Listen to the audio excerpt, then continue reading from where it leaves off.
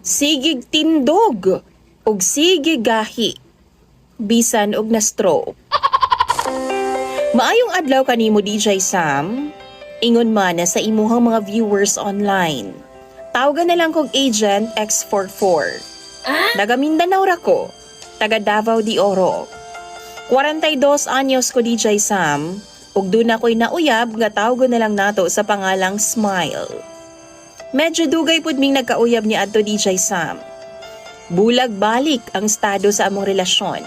Kay sige man kunyag kasakpan nga doon ako'y ginada nga laing babay. Niabot og 16 ka tuig ang among panag-uyab DJ Sam. Wow! Hangtod ganing abot ang trahedya sa akong kinabuhi. Na-stroke ko DJ Sam og naatlan nga naa ako sa Davao. Nag-duty ko adto nga time. Humana ko sa hospital, nipauli ko sa Davao de Oro. Didto ko nagpaayo. Na-paralyze ko DJ Sam. Wa ko magdahom nga biyaan ko sa ingon ato nga sitwasyon sa akong uyab nga si Smile. Wa pa ko makarecover ni adto DJ Sam, pero gibiyaan ako niya. Gibulagan ko niya, og wa ko masayod kung unsa ang iyang rason, kay nagtuo man gyud ko DJ Sam nga di gyud ko niya kayang biyaan.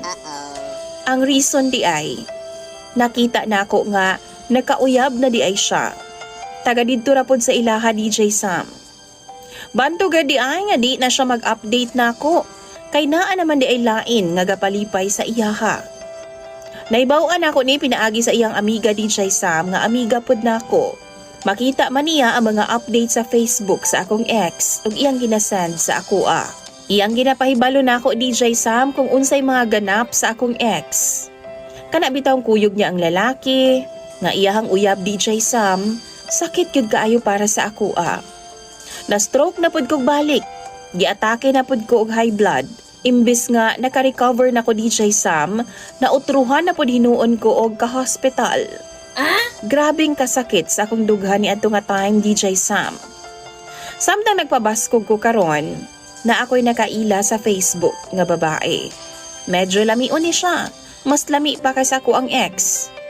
Nakaila na ako ni pinaagi sa group of pages sa mga stroke survivor.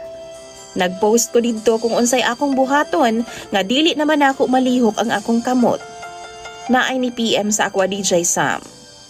Tawagon na lang nato ni siya sa pangalang Ligaya. Nangutana siya og nangumusta siya sa ako kung naka-recover na ba daw ko sa akong pagka-stroke.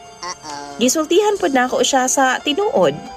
Giingnan nako siya DJ Sam nga di na magyud siguro ko makalakaw ani hangtod sa hangtod. Dihang nanawag siya nako sa